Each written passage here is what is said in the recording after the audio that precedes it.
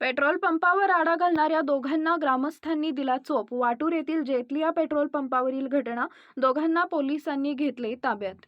जालन्यात पेट्रोल पंपावर आळा घालणाऱ्या 2 जणांना ग्रामस्थांनी चांगलाच चोप दिलाय. परतूर तालुक्यातील वाटूर येथील जेतलिया पेट्रोल पंपावर रात्री 9 वाजता ही घटना घडली आहे. एका इर्टिका कारमध्ये 2 तरुण डिझेल भरण्यासाठी आले होते. डिझेल दिल्यानंतर ही गोंधळ घालू लागले. इतकंच नव्हे तर पेट्रोल पंपावरील कर्मचाऱ्यालाही त्यांनी मारहाण केली.